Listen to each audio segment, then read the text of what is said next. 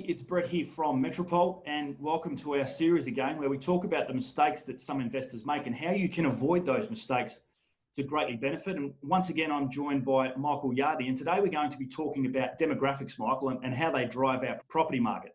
Thanks, Brett, and I agree with you. Demographics do drive our markets, and I know that both of us understand the importance of that, so it'll be fun having a chat about it. Absolutely. So we always talk about the demographics and how they drive our markets. What do you mean by that, Michael? Well, demographics is the study of how many of us there are, how we want to live, where we want to live.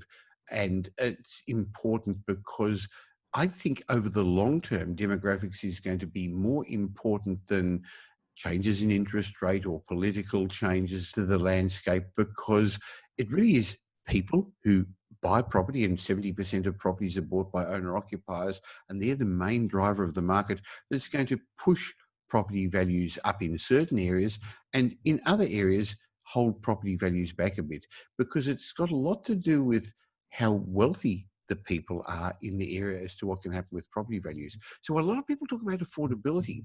Properties in Toorak and in Bondi and in the better suburbs of all our capital cities are not necessarily unaffordable for certain people, certain demographics. So in my mind, it's important to have a look at aspirational areas, gentrifying areas where there are people who have got higher disposable income, multiple sources of income, where there are a large percentage of owner occupiers, because they're the areas that are more stable when we have the ups and downs in our property market, and they're the areas that I believe moving forward are going to have better capital growth. I think most of us recognise that moving forward there's going to be lower inflation, lower wages growth, the economy is not going to grow as strongly, so we can't count on the market doing the heavy lifting. And as has been going on for centuries, the gap between the wealthy people and the average Australian is going to widen, and the gap between the more expensive suburbs and the poorer suburbs is going to widen.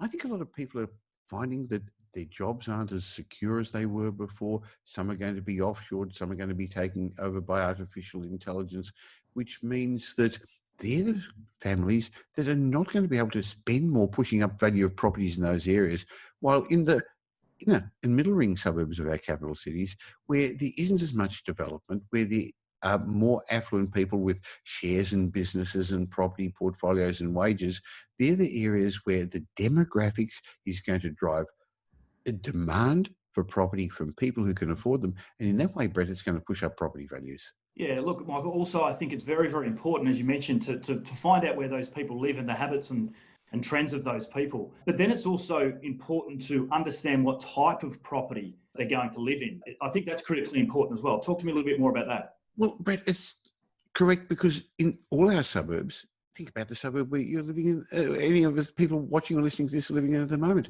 There are some areas where you'd live, and then some areas on the main roads or close to the industrial areas or right next door to the shops where you wouldn't want to live. So you've got to choose the right location within that suburb and then the right property for that area. So you don't have the only blue house in a street of all pink houses. By that I mean it's got to be what's required by what's wanted by the vast majority of people. Now, main roads is something interesting I was just brought up a moment ago, and people say, well, look, people live on main roads, why shouldn't I buy a property there? Because even though it may not be as valuable, it'll go up because the general area will go up. And the answer is that's true.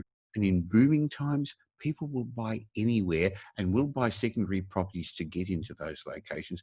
But when times are getting tough, and we get those all the time, not just currently, but these cycles keep happening, you're going to find that they're the properties that are harder to sell, harder to let, and you're probably not going to get the same, and it's not a judge of people, but the same quality of tenant into those main road properties. There's different sort of people who are going to want to live there. You're probably going to have more vacancy problems, tenancy problems. So it's the right location, the right suburbs and the right streets in that location. In some cities, even the right side of the street. And then, as you said, Brett, you've got to dig down and find out what sort of properties are going to be in continuous strong demand, not by tenants, but by owner occupiers, because they're the ones that push up the value of those properties. I think that's really important as well. And one thing that we see a lot of at the moment also is apartments and townhouses are very, very popular in the inner city. People are tending not to move further out. They're staying put close to lifestyle precincts, employment hubs, school catchments. I see a lot of investors that buy the wrong kind of property in terms of apartments and townhouses, but they're buying at 30 or 40 Ks from a CBD, and the growth just isn't there. Sure. So therefore, people move to the outer suburbs for a reason, and that's often to have more space. So to buy apartments, and we know in Sydney they're trying to build 3 separate CBDs, but all of a sudden when they build too many apartments, let's say, for example, in Parramatta, so while a 1 or 2 bedroom apartment may be appropriate close to town, it's not as appropriate in the outer suburbs. But if you think about it, if you had an unlimited amount of money and you could live wherever you want, the vast majority of people would be living in those inner and middle ring suburbs, close to amenity, but not right on the train line, not right on the shopping centre. And that's the areas that are always going to outperform. That's where they're going to always want to live, Brett. Absolutely. Michael, I have a confession to make. When I first started as an investor, I probably couldn't spell the word demographics. So where can beginning investors start to learn a bit more about demographics and find out a bit more about these kinds of trends? Because I think it's one of the most critically important things you need to understand before you build a portfolio. Well, it's one of the reasons that once a month on my podcast, I have one of Australia's leading demographers, Simon Kirstenmacher, on. And I bet if you couldn't spell demographics, you're never going to spell Simon Kirstenmacher. But basically, so I like learning from him and his business partner, Bernard Salt. The demographic information comes from the census. That's free. But boy, is it difficult and complicated to understand and unpack it. So SQM Research has some very, very good free resources where you can look suburb by suburb and see what the families are like there, what average income is, how many owner-occupiers there are. Another great website to look at is the demographersid.com.au, which provides a lot of breakdown from suburb to suburb. And we run a lot of their, Simon Kirstenmacher's, and our own research on property update.